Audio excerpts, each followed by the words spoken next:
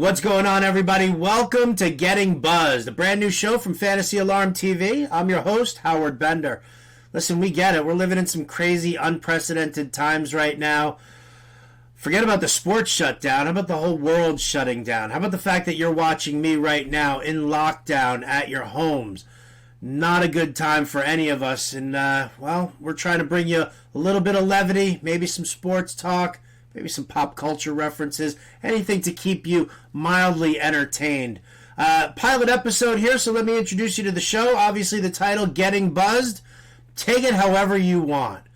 Some people might think that this has something to do with my Roto-Buzz Guy moniker that I've been carrying around for years, but, you can take it that way if you want. You can also take a look at the fact that it signifies another pandemic spreading around the country.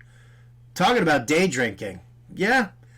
Once frowned upon, day drinking now seems to be a lot more socially acceptable in the world in which we live. Parents are sitting at home homeschooling their kids, and actually expert analysis has found that parents who are homeschooling their kids under the age of 10 are actually increasing their alcoholic consumption anyway. So, Getting Buzzed is the show for you.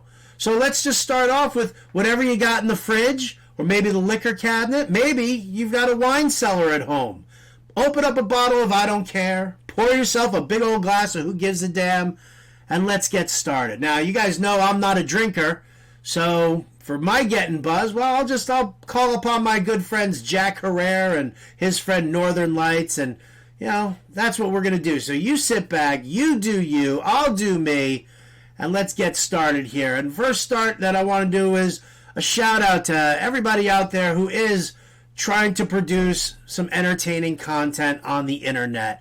You see artists, musical artists like Trey Anastasio, Holly Bowling, they're producing songs and holding little mini concerts on Instagram or Facebook.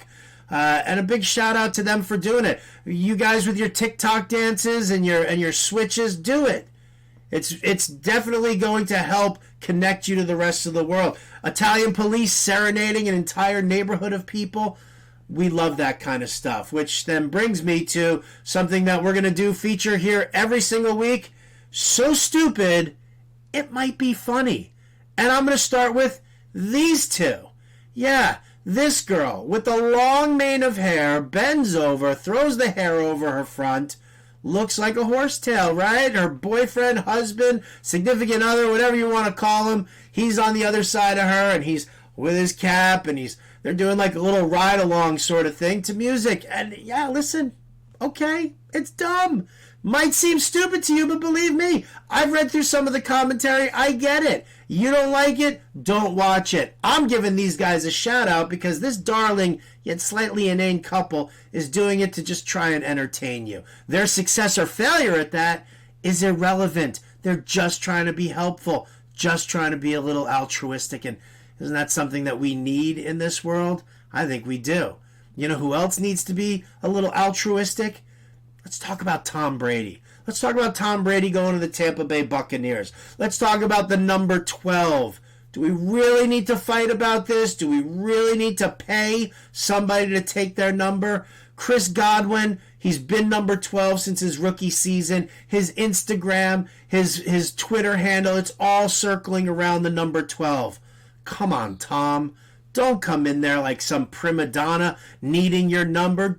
I know Chris Godwin turned around and he already said, if Tom comes to me and asks for the number, I'm going to give it to him. But let's not do it like that. Let's not put it to that point here. Tom, ingratiate yourself to your new team. Godwin's the guy you're going to want to throw the ball to the most. You're going to want to throw it more to him than to O.J. Howard, to Mike Evans, to whoever your running back is. Godwin's going to be your guy.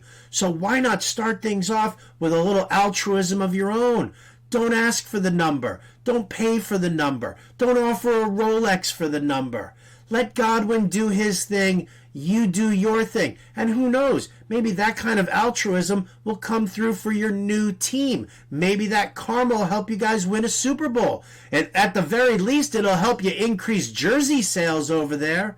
So, Tom, whatever your Pee-wee number was, your high school football number, your college number, you haven't worn 12 your entire career. Let's do something good in this world and not take it from poor Chris Godwin. Let him do him, you do you, and let's move on with it. A new feature that we're also going to be showing every single week is our What the Fudge? Yeah, it's family friendly. You know WTF. I can't say it. What the Fudge sounds a whole lot better. And for my first What the Fudge moment of the week, it's got to go to this knucklehead.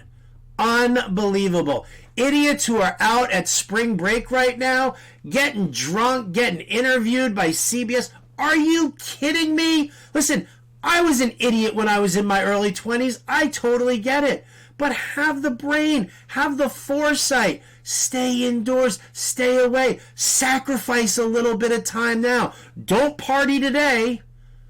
Party next year. Let this whole thing wipe out and go out, get as drunk and stupid as you possibly want. But doing it right now, come on, man. You're driving us nuts with this, and you're not helping the situation.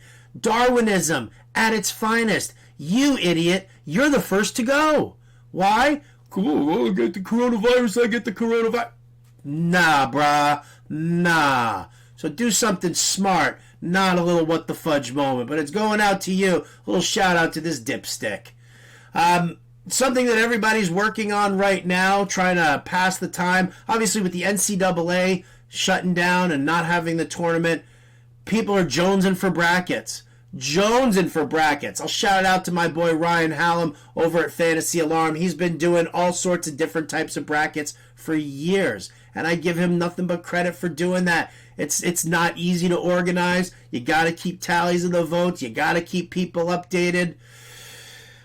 I get it. But man, people are so desperate for brackets right now. Everyone's posting them, and it's like from the best sports teams of all times to top movies to songs to the best candy. I can't vote anymore. I just can't do it. So I'm going to bow out of any brackets here. You go ahead and do you and enjoy your brackets, but for me, I'm going to take a time out from that until somebody shows me a bracket of 64 idiots who need a punch in the face. Then I'm buying.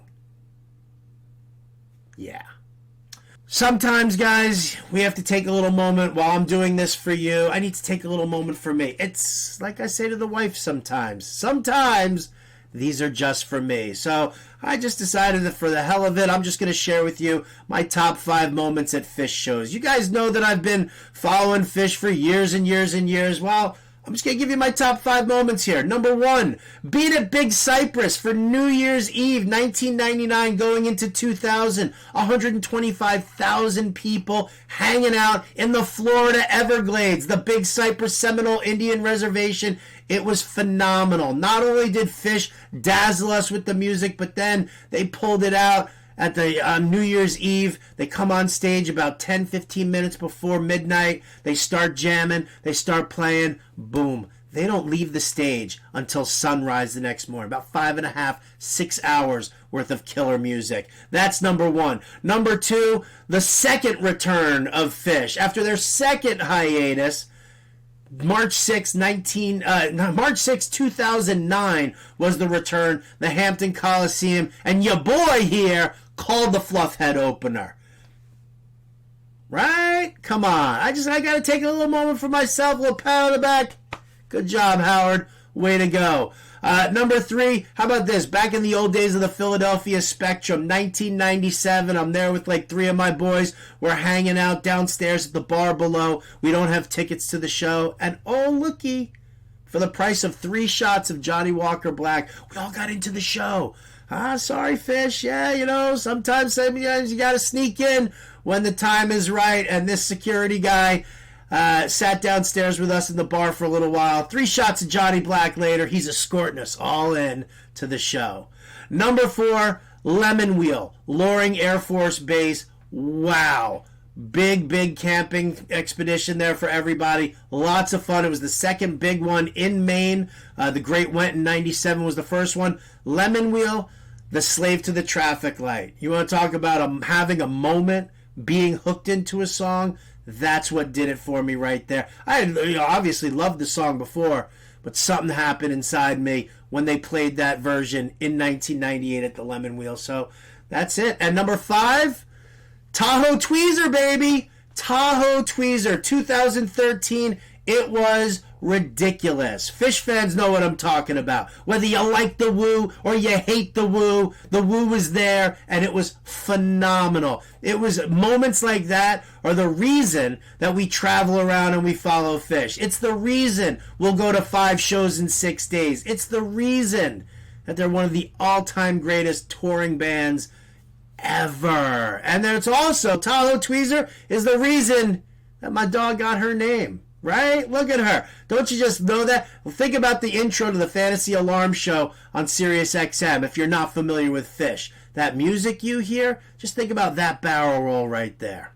Something that if you want to turn around and help yourself with a little fantasy, a little gambling, everybody's got that gambling itch right now, don't they? Everybody wants to know what they can bet on. Idiots are betting on the weather right now. Like, how stupid is betting on the weather? You might as well just take a coin and hang out with your friends and just bet heads or tails each time. You probably have just as good of a shot. But if you want to keep it entertaining, and let's face it, watching the news on a regular basis has got to be the most depressing thing known to mankind at this moment. So how about this?